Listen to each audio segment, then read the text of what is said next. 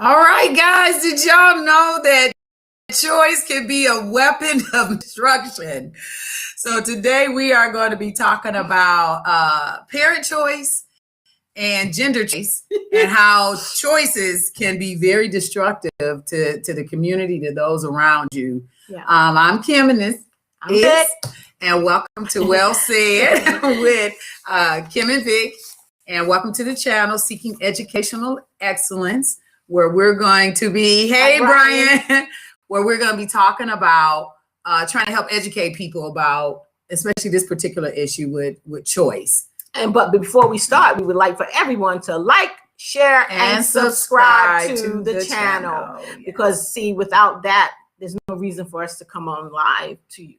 And we also would like to thank Kevin Jackson for this opportunity on the platform of Seeking Education. Hey, KJ. So we want to give a shout out to that. So we kind of want to bring you guys up to snuff with what we've been doing for the last 2 weeks. Last week, we had a wonderful gentleman that's on with us right now, Brian Talbot, who came on and shared his story with us concerning his medical records being breached by an Antifa member. And we are currently receiving support from our legislators in our area in NC. We would like to thank Wayne Sasser for all of his support, reaching back out to me to also send Brian instructions of what to do, and also Carl Ford. He's also on board to help Brian with this this particular breach situation going forward, in addition to Richard Hudson, our senator. He's also connected with Brian and is going to help Brian get this resolved with FBI. And we're going to also keep you posted on going forward, the results, the updates on it. And we're going to have Brian back in the next. And just remember, you guys, no matter when he goes on Dan Bongino or Project Veritas, remember, you heard it here first on Well Said with Kim and Vic, straight to your head, okay? When it went hot. Okay, hi John, how you doing? Thanks for joining. With no further ado, before we start, I would like, guys, I always buy a book. And I got this one from Alice. And Bill O'Reilly's book, The Legend and Lies, The Civil War. This is such a great book. This is another great book. Have wonderful pictures, illustrations. Oh, I love this book. I just been through it. I didn't get a chance to read it yet, but look at that. I mean, it's just magnificent. And it was on sale for $5.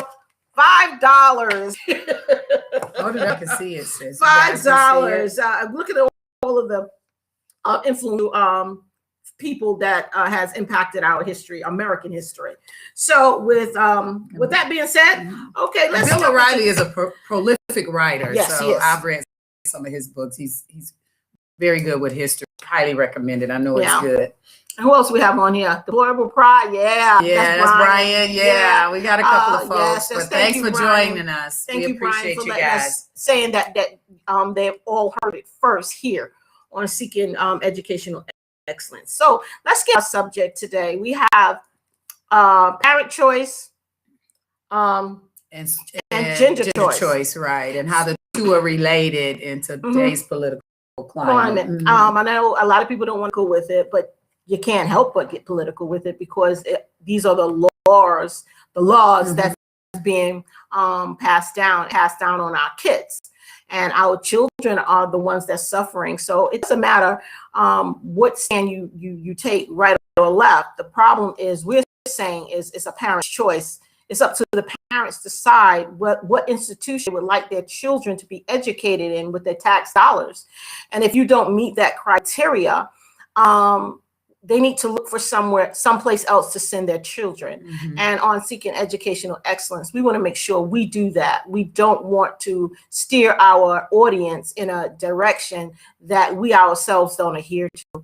And then when they get there, it's like, okay, it was said by Well Said with Kim and Vic on Seeking Educational Excellence. So with no further ado, let's get into what our first article that we got going, Kim. Go ahead. So what we're going to kind of explore today is, like we were talking about, choice, where parents have the choice what school they want to go to.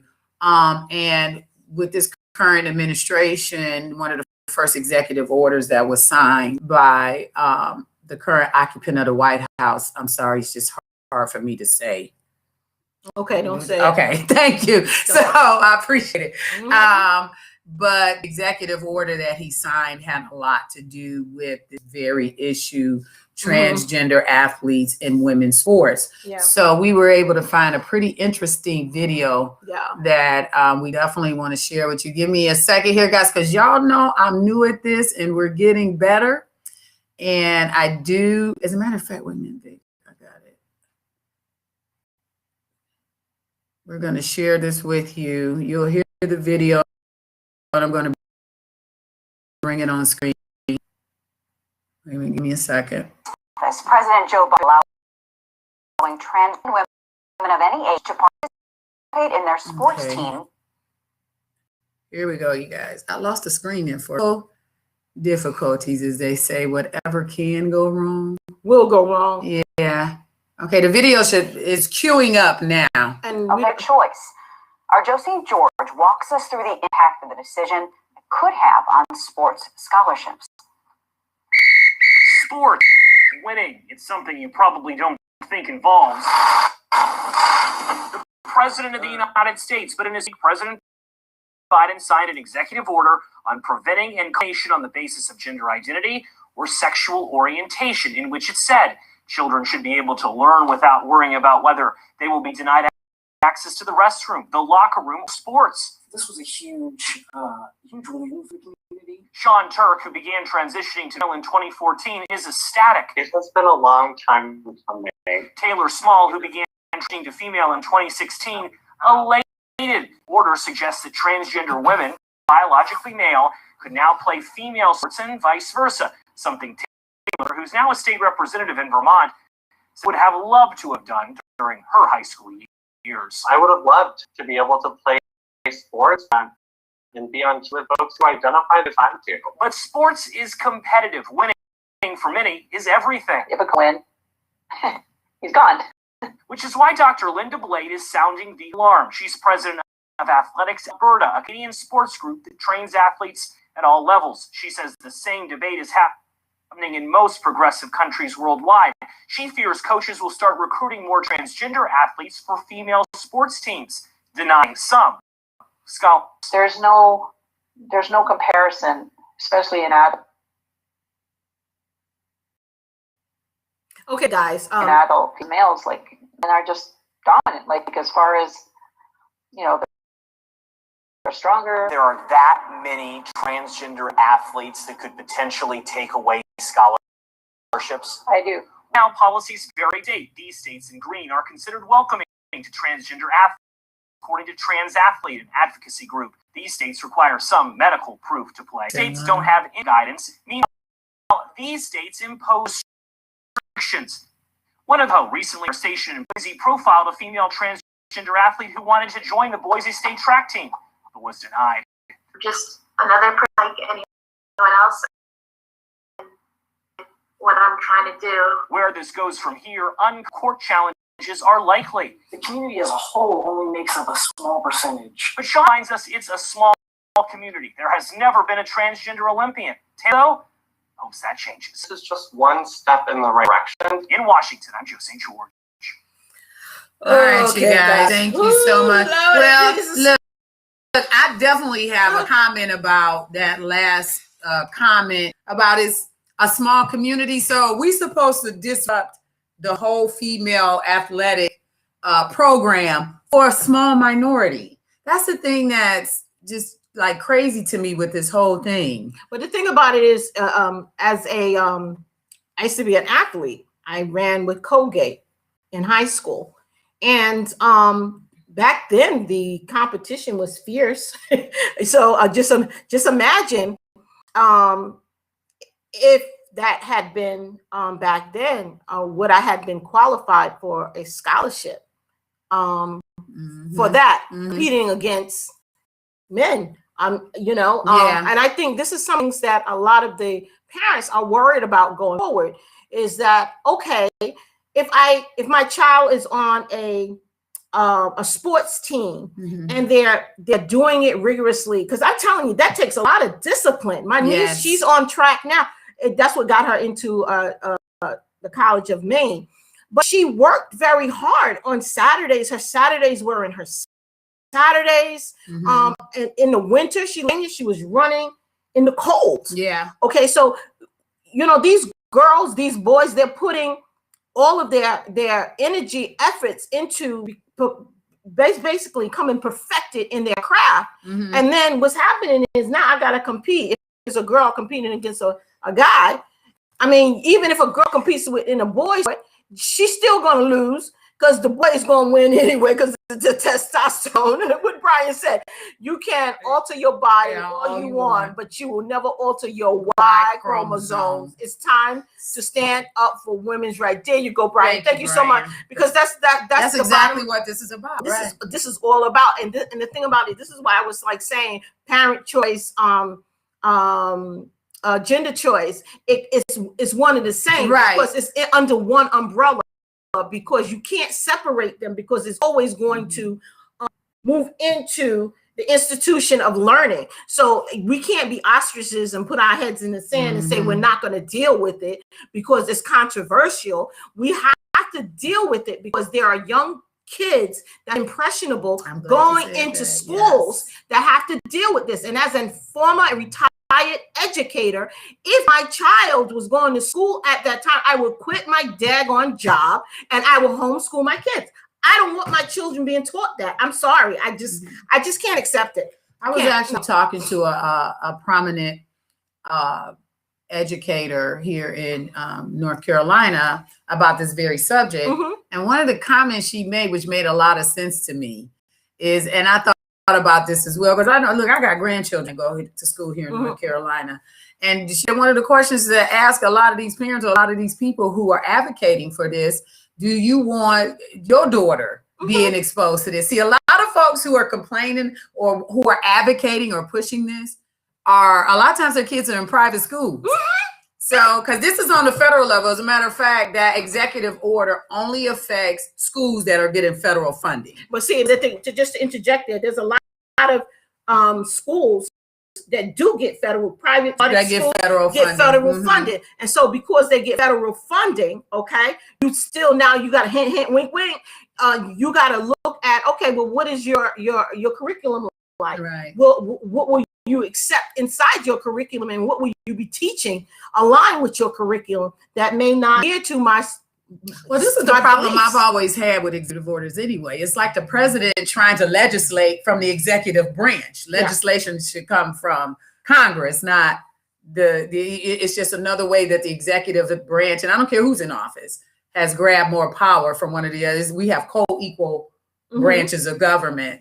So, but with this particular issue and choice, you got to think that parents have the choice, and we changed it from school choice. Remember, we changed it from school choice to parents' choice. Yes, because that's what it's about.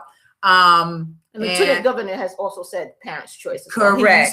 That terminology. Correct. And we got some great information come from Mark Robinson as well too. And then the choice, and this is where we're making the connection between choice and how it affects the community, because we have no issue in particular with people who are transgender. We don't have a bone to grind or anything like that. That's what you want. But we feel like that we think that there's a place for that, and if your rights shouldn't infringe on other people's rights. And the transgender issue is really one-sided, because transgender men, even if they wanted to go into men's sports, they still got that chromosome. That's just like that, and you're still female. I don't care how many inhibitors you take or hormone or whatever enhancement. Yes. You still have the same thing. And you still can't grow one. I don't care if you are taking them. And regardless of what you try to do surgically, you ain't growing one. But the thing about it is who's still, okay, you're in high school. You're still in minor grades. There comes a point in time of when a child should be exposed to stuff like that, okay? You want to do that. Lieutenant Governor Mark Robinson, he laid it flat on the Lincoln Day dinner. I don't have a problem with you in your own life, in your bedroom, in your business. But what you ain't gonna do is go downstairs into the classroom and put on our children. That's right. Your bedroom behavior. That's right. That's the best point he made. Okay, on March 18th, when it came down to that annual Lincoln Day dinner about indoctrination for our school. But he also has another another opportunity for parents to do. It's called a fact sheet.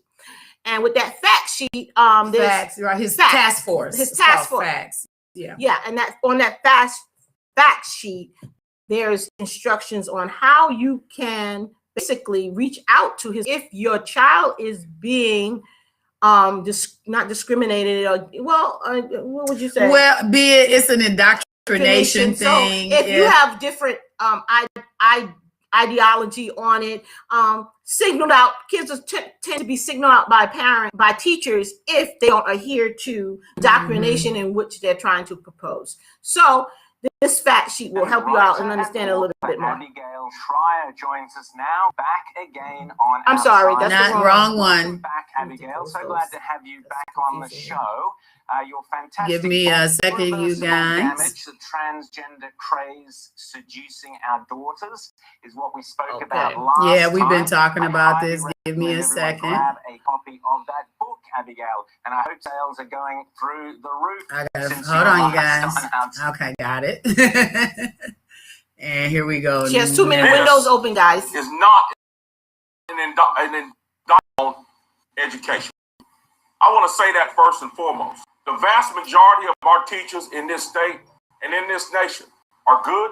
You guys they go to work hear every day. They work hard, and they are there for the benefit of the students that they are serving, and that's exactly what they do. This is not. This is an audio, guys, of Mark Robinson, the Lieutenant Governor.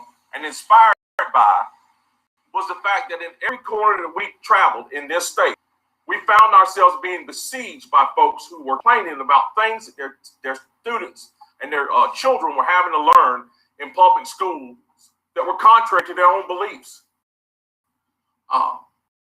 We call it indoctrination, but it called many things. It could be politicizing the classroom. It could be called introducing things into the classroom that don't belong there. We see that never received the numerous complaints while we were on the campaign and since we've been Lieutenant Governor. And so thinking about how we could tackle the problem, we realized one thing. We realized heretofore there has not been a place where this data could be brought to, disseminated, and compiled. And that's what we're seeking to do with this task force. We want this task force to be a resource for parents and students who feel that they are unable to tackle the issues that they are facing in their schools. And trust me, folks, that is happening in this state. It is happening in this nation. Parents and teachers who are literally afraid to speak up against school boards, against principals, against administrators. And folks, that has got to stop. You're right. School can go for the purpose of instruction. And that's what we sure is happening. We need to bring well, we need to make sure there's people are being treated fairly. And that's what that's what this task force is intended to do. The speech is for his website, and it's called a facts sheet. You can pull it off if you're a parent. Just have it on hand. That's what we're trying to say. Is have it on hand, so just in case nominee for North Carolina something happens. Mark Robinson, Mr. Robinson, thanks for coming by. Mr. Robinson wants to talk a lot. Okay, you guys. Okay, so sorry about that, guys. But just in case, I'm a newbie technologically. We're learning here. You know what it is? She don't follow instructions. So, but anyways, But if you're okay, if you want that fact sheet, I would suggest all parents just pull it off, have it on hand. So just in case something happens, whether you're a grandparent or parent, you want to be informed. You want to have all the resources at your hands, and so that you can respond effectively and actively. And secondly, get involved in your children's school. Get involved with the Board of Education. Know who's on it. When we have certain meetings, are your board members, the Board of Education, are they in those meetings? Are they present? Because we have a tendency of not even showing up because they have become complacent even in their positions. Right. So, I mean, the best way we can resolve all of this is just holding their feet to the fire, people. You got to hold our elected officials' feet to the fire. Absolutely. So what you have to say, Kim? Well, for me with this whole issue, we always talk about who's ringing the bell and who benefits from this. And there's definitely an agenda because, see, the unfortunate thing is I think that the transgender community is being exploited. To push an agenda. And before we even start, we were looking at like the definition of transgenderism. And it's used as an adjective to describe that somebody identifies a certain way. But this is also the original name for it was gender dysphoria, and it's a mental disorder. That's actually a noun. So I made that correlation where when people are pushing a certain agenda, they'll change the language to create a narrative. And I just think that narrative is being pushed to exploit, people's mental issues. Now, I've seen a lot of transgenders that seem to be very well mentally adjusted, and that's awesome. I don't have a problem with that. But, there's some, especially at the children's level, we're seeing where they're starting to allow 4 and 5-year-olds to make up their mind and decide what gender they're going to be. Listen, let me tell you something. Their tighty-whities are not tighty-whities at the end of the day. So how in the world can you actually allow them to have a choice like that? And like you said, they always have an agenda. Remember, it was alternative lifestyle. Remember, it was just homosexuality, gay or lesbianism. They have totally removed those two names. They have they don't even say those two names anymore.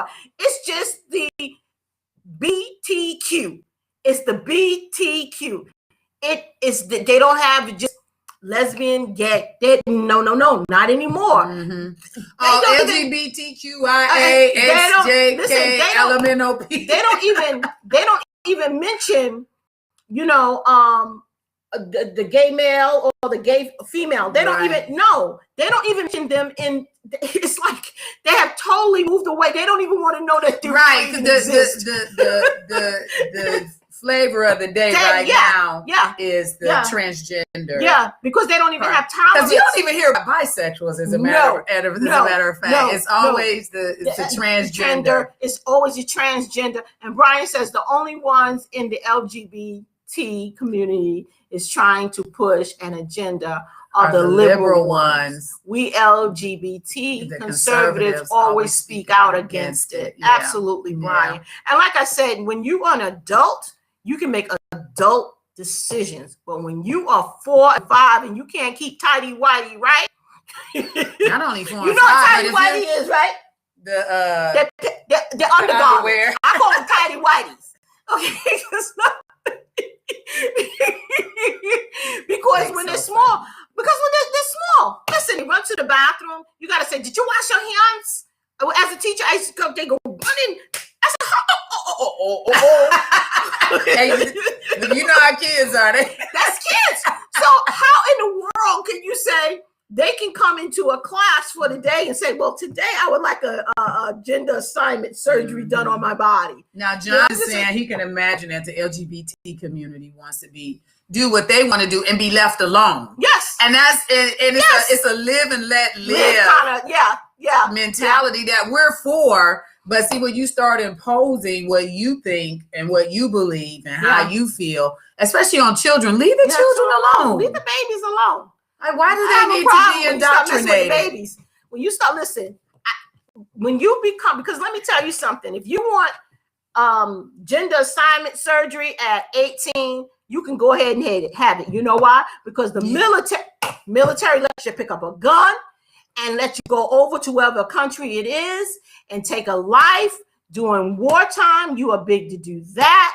Okay. Even at 16, 17 in certain states, if you're willing to date a man that's over the age of 20, they consider you a adult, and the parents have no right to prevent that individual from seeing your child.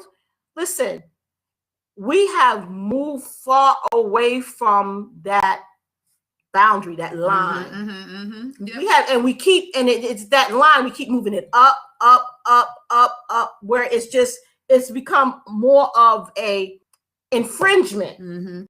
Because when you move that line further, it becomes an infringement on other people, on how you, right. When you get special rights, it's always going to infringe on somebody else's right. That's why even as a Black American, I don't want special opportunity. That's why I don't necessarily agree with affirmative action.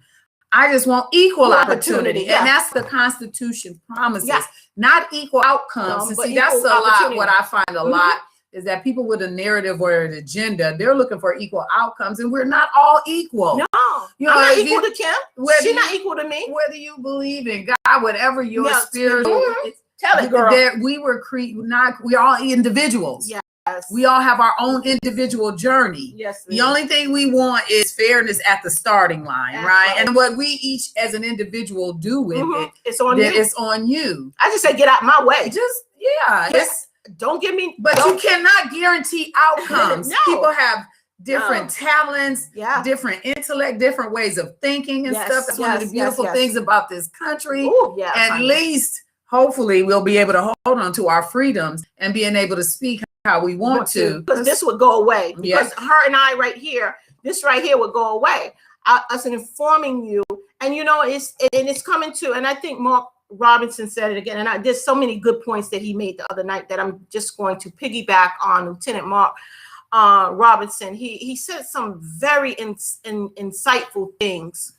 Is that it's no longer a left or right, Republican or Democrat, because if you see how the voting gone a couple of weeks ago, you had the right in with the left. It's no longer about right and left. It's about the green. It's not about the citizens. It's not the betterment of the country. It's the regular everyday folk against the elites and the political class and the ones who have, you know, something to gain from this. They don't care about us everyday regular folk.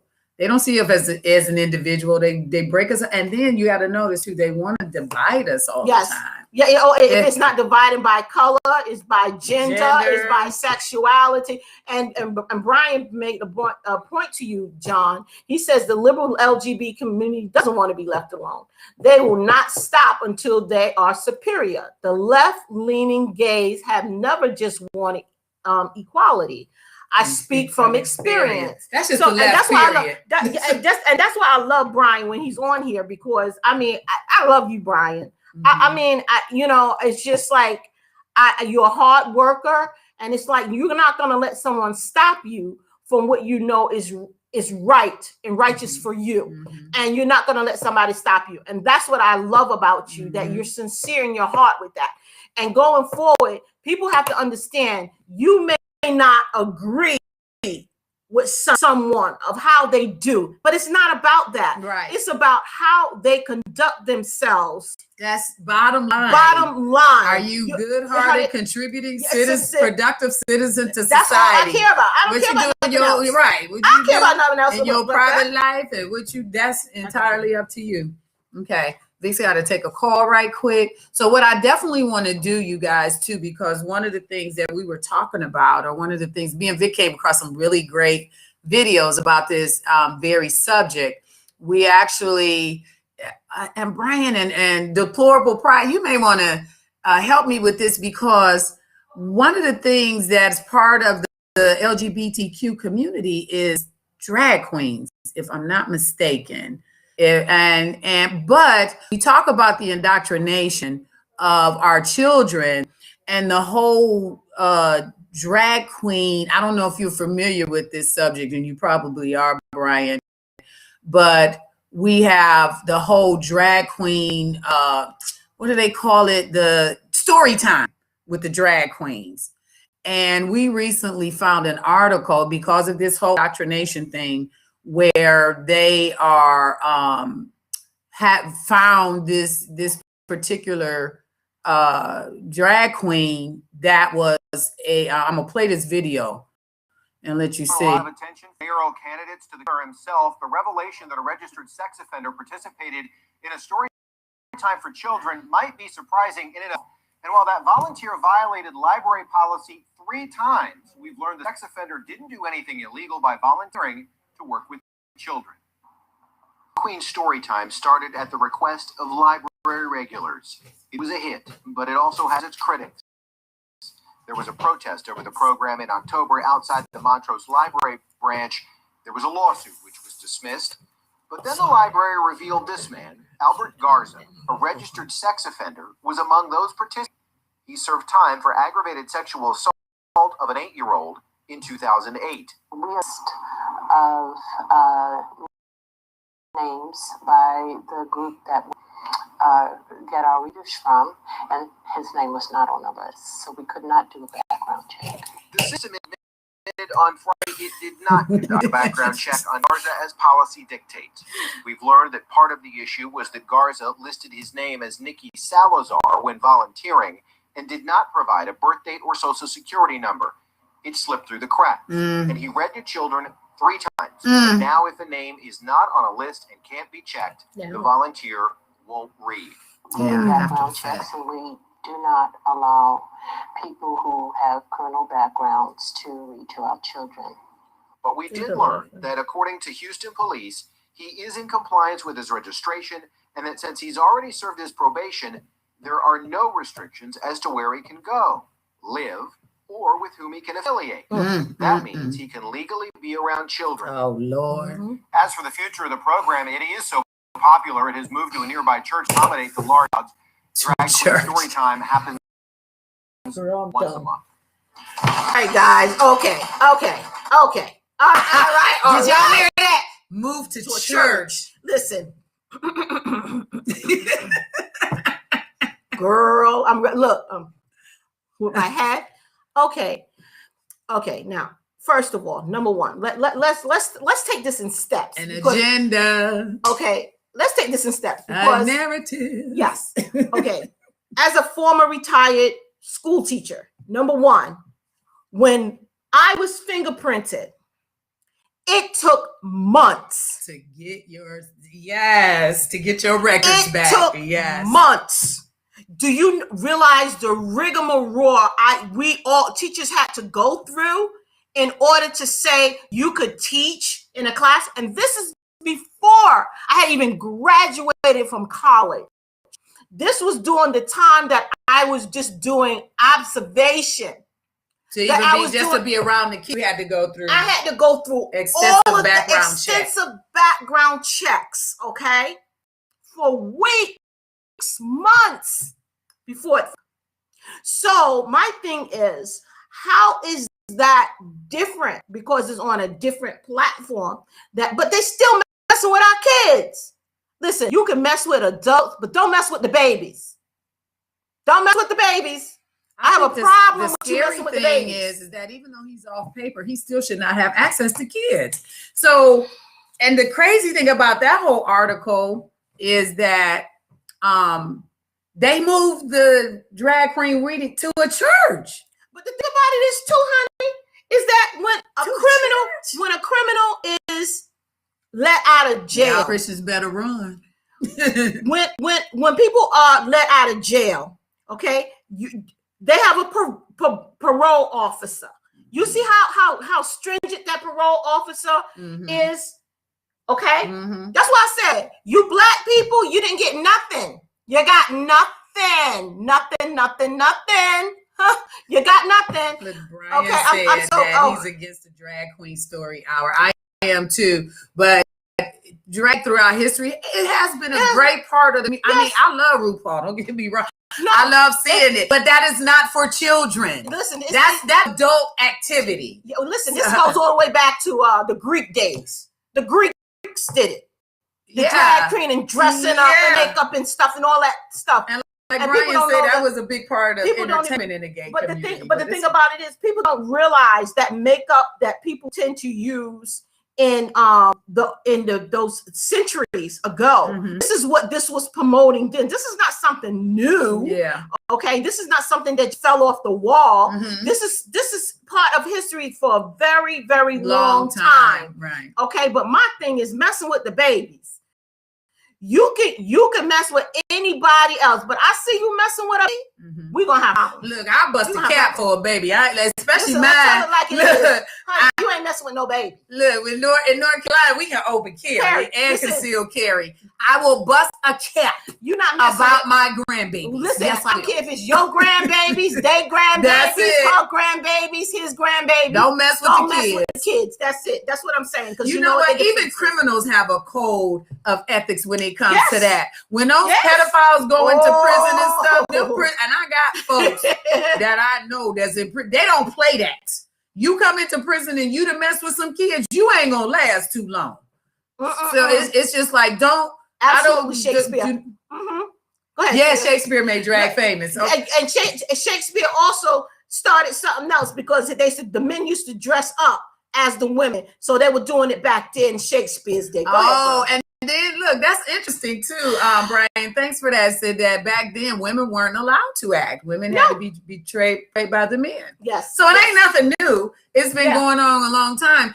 Like we said, we have the problem that there's only one cure for child molestation. Castration. One cure. I feel you, and I swear. Because to me, once you violate that trust, you can never be trusted with children again. I don't care how reformed, rehabbed, or whatever you have been. God bless you going about your life, but you do not deserve children after that. And unfortunately, you notice too, a lot of times, and we may be getting a little off topic, but a lot of times pedophiles go into professions where they have access to children. The church. Teachers, the church. Look at how many people, how many children, not even children.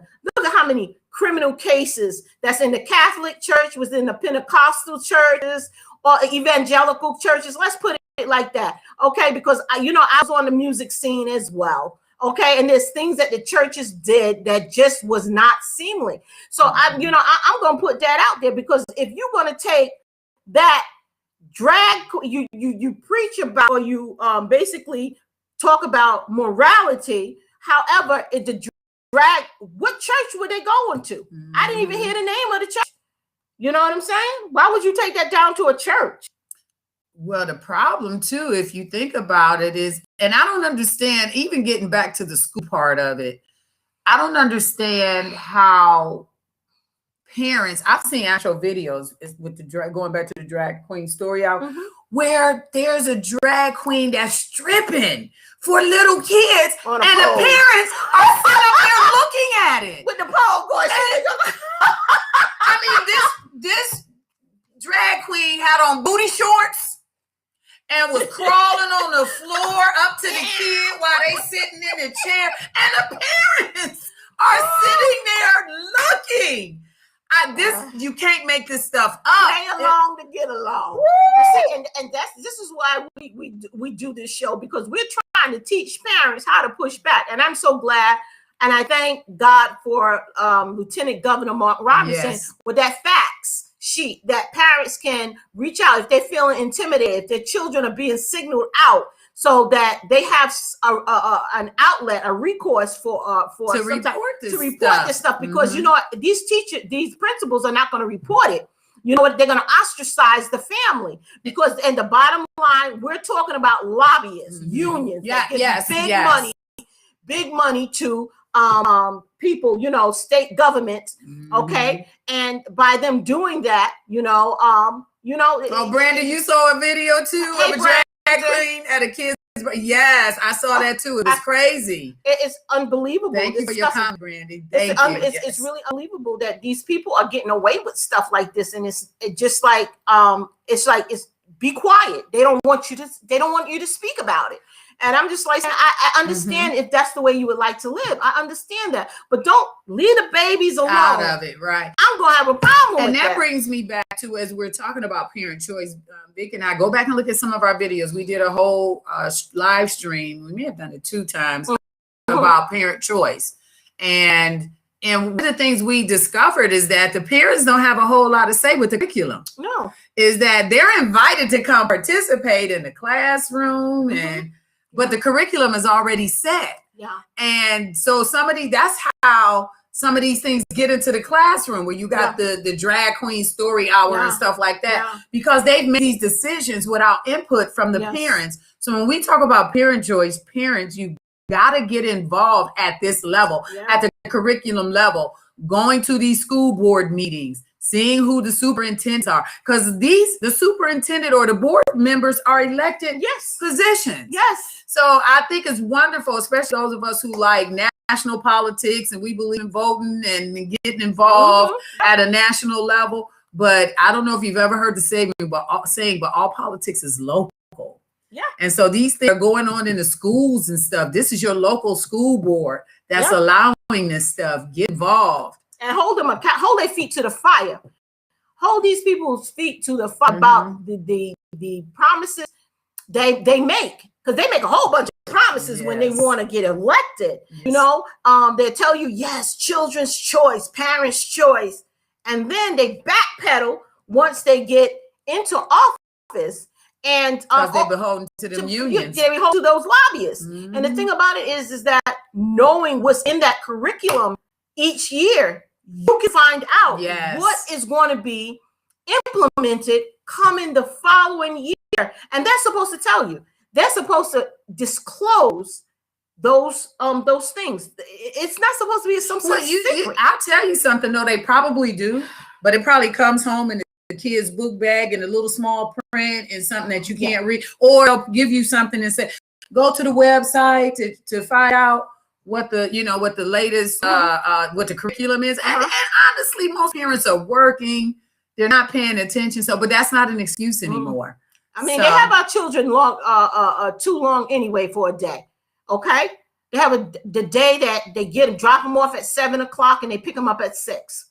Okay, now that some of the things that's come out of it that's good with this virtual is you see your children more. I understand. Yes, that's the only thing I can see about it. I can understand the financial hardship that a lot of parents are having. However, there is something that's good come out of it. The shutdown. I got a few pounds from that, but that's neither here nor there. Hit that street, girl. No, they talk about the freshman 15. I got my COVID 15, but neither here nor there. John said you are right. Right.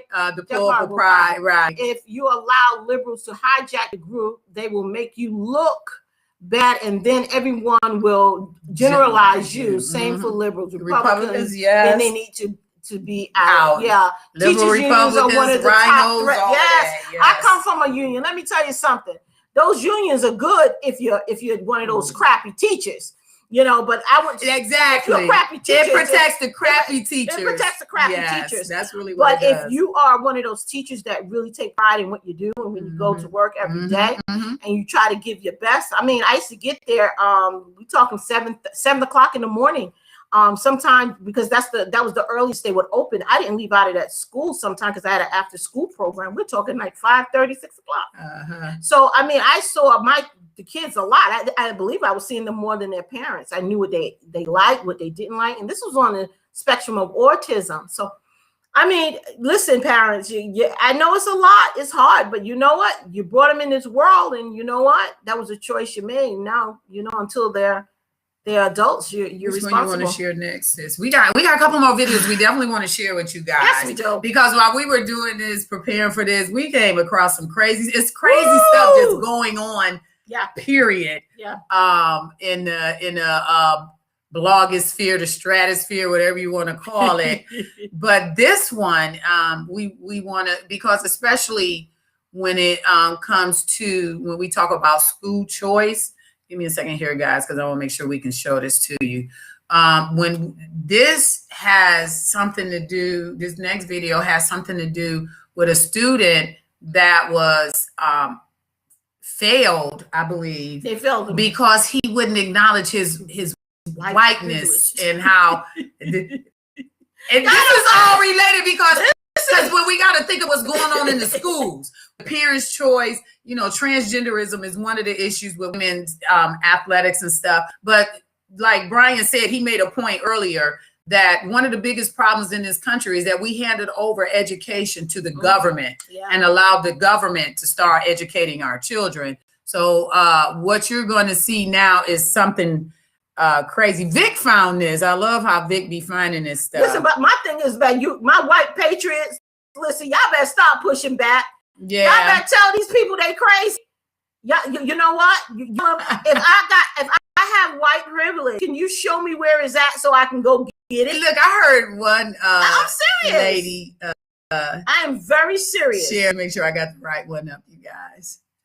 And if it's white privilege, tell me where I can. And when you guys find it, could y'all find me and give me some? Look, I heard a young lady say, this was what was funny. I heard a young lady say that, let me stop this right quick and I'm gonna get it back on. But I did hear a young lady say, and I've heard this, where she grew up in Appalachia, right? Mm-hmm. So when you think about white folks growing up in the country, in the mountains and stuff, they dirt poor like black folks, or a lot of black folks like inner city black folks. So saying that, where's their white privilege? That's what she was saying. She said, I don't have white privilege. Where's my privilege? And I grew up poor and having to deal with, being in Appalachia. I didn't have no privilege. Can I ask you something? What's the difference of the projects and a trailer park? Not much. They both Democrat. Oh, I forgot that one. So I'm sorry, guys. I just had to give y'all that one. I had to bring that one straight to y'all head. Equity on your children are the most morally distorted people in the country. People who are against racism are the most flagrantly racist. Have you noticed that? In case you need more evidence, here it is. According to a new lawsuit, a high school in the state of Nevada called Democracy Prep tried to force a student to confess his, quote, white dominance. Now, that was raised by his African-American mother. He thought that was a little much, so he refused. But the school decided the student looked too white to evade responsibility for white dominance, so they punished him. And that's not an exaggeration. That was their actual reasoning. Then they failed him. Now he might not be able to graduate because of it. Like, is this real? It is real. Mm-hmm. That student's mother, Gabrielle Clark, joins us with her attorney, Jonathan O'Brien. Gabrielle and Jonathan, thanks so much for coming on. Gabrielle, this is one of those stories. Someone sent it to me. I thought this not actually be true. First of all, for what you've gone through, how do you respond when you found out the school was demanding your son apologize for his white dominance? Well, first, thank you so much for having us. We would not have found each other without your show, so I really appreciate that. But the way that I read it was to confront school and explain themselves. And what did they say? I'm sorry to laugh. Oh yeah, they love to so put crazy. It is crazy. They basically told me that they weren't going to change anything and that he required to complete the class or he was going to fail. Had he expressed, as far as you know, any so-called white dominance? And also, do you know what white dominance is? Because I don't.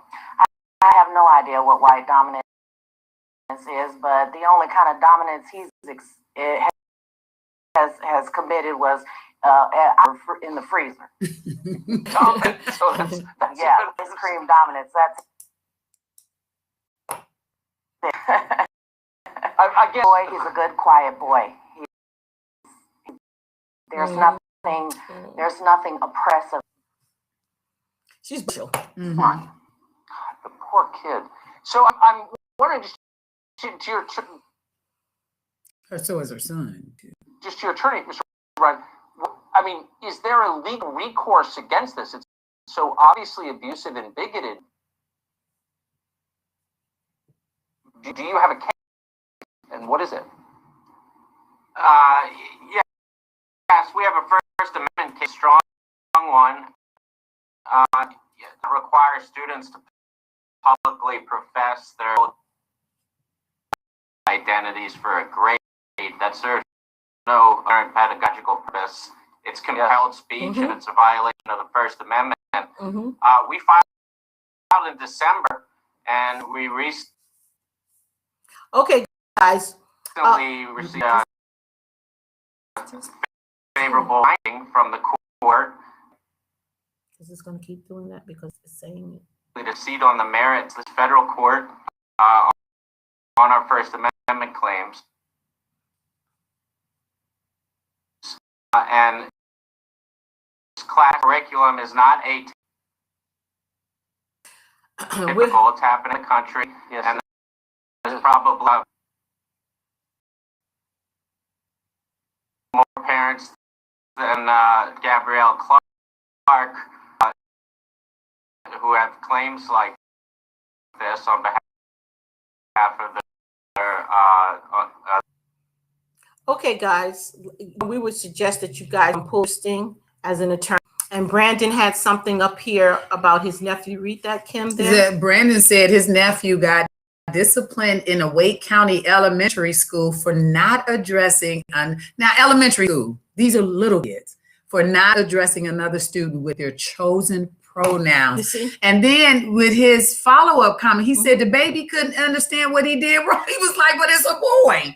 Like, y'all visiting this craziness on our children. That's, quit messing with the babies. That's what I said. These people somebody gonna come up and Victoria, don't even say that, but you know what? Somebody gonna catch a cat, messing with these people's kids, because the bottom line is that you can adhere to what you do, like Lieutenant Governor said, in your bedroom. But when it comes down to you coming down to a classroom telling these babies about this indoctrinated behavior that they're trying to push, that's a problem. That's crazy. That's a problem. And this is what we're trying to say. And being able to revert back to what Kim said about being involved with the school, knowing what's in the curriculum before the school year begins, being part of the PTA, which is wonderful, even if you could be on it as a volunteer, anything just to get an earshot here of what is going on, because a lot of things are being said in those secret little packs that also works basically with the schools. It's not, some of them don't even work for the parents, and also holding your political leaders feet to the fire. And you know what, Brandon, I would love if we could get a chance maybe to talk to your family member about that issue, because this is something that's very important. Can you leave your information? Oh, I know Brandon. You know Brandon? Cool. Hi, Brandon. We definitely. I would talk to you, baby. Yeah, we would love to talk to your family member, adult of your nephew, about that situation. Bringing her on. That'd be a great interview, right? See, these are some of the, and especially because our channel is seeking educational excellence, and we do focus on bringing back critical thinking skills back into the K through 12 education, as well as beyond too, because we need it in the colleges and the universities too, because our children are being indoctrinated. In there too. Lord, awesome, Brandon.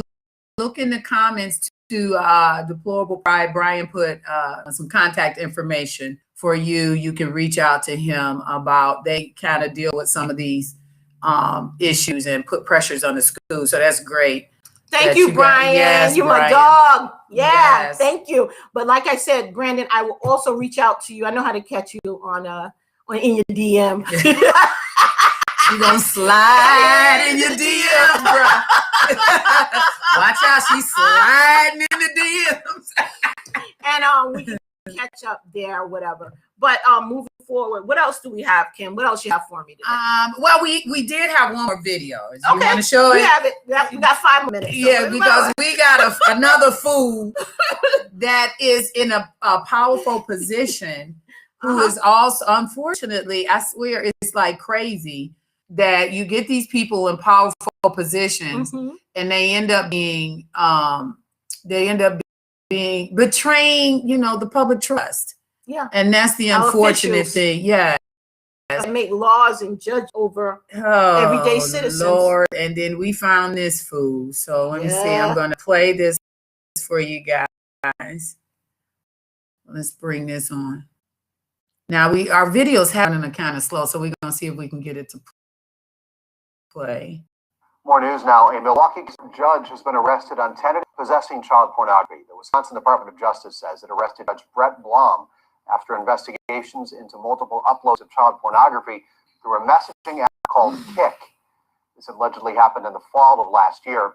Blom elected to the bench last April. He's the former CEO of the Cream City Foundation. That's a nonprofit LGBTQ organization in Milwaukee. The SOC